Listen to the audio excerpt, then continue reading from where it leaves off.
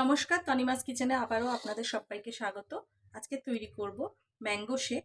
তার জন্য আমি নিয়ে নিয়েছি আম, টুকরো করে কেটে নিয়েছি। এখানে রয়েছে চিনি, এখানে রয়েছে দুধ, এটা ফুটিয়ে ফ্রিজে ঠান্ডা করা দুধ, আর রয়েছে ফ্রেশ ক্রিম, আপনারা যে কোনো ব্র্যান্ডের নিতে পারেন।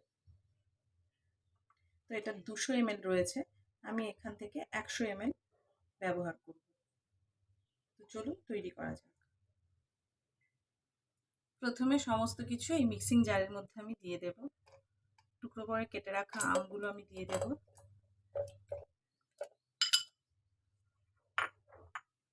এবার এই সমস্ত চিনিটা দিয়ে দেব। আপনারা যেরকম মিষ্টি খেতে চাইবেন সেই হিসাবে চিনি ব্যবহার করবেন। যদি পরে ব্যবহার করতে লাগে আমি আগে একটু চিনি অ্যাড করব। পুরো দুধটা আমি দিয়ে দেব।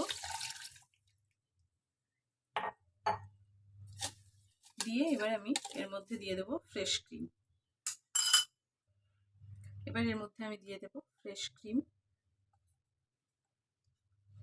আমি 100 ml ব্যবহার করব।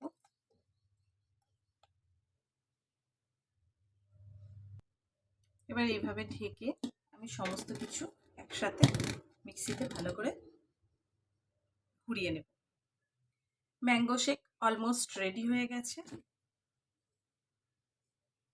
এবার এটাকে আমি পরিবেশন করব। এবার আমি ম্যাঙ্গো শেকটাকে পরিবেশন করব। এই প্রত্যেকটা আইসক্রিম বোলের মধ্যে আমি অল্প অল্প করে দিয়ে দেব।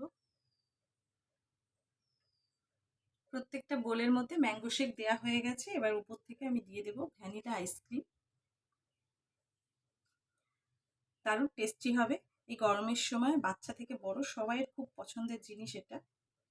আপনারা বাড়িতে এইভাবে বানিয়ে বাচ্চা এবং বড় সবাইকে পরিবেশন করে দেখবেন, সবাই খুবই ভালো লাগবে।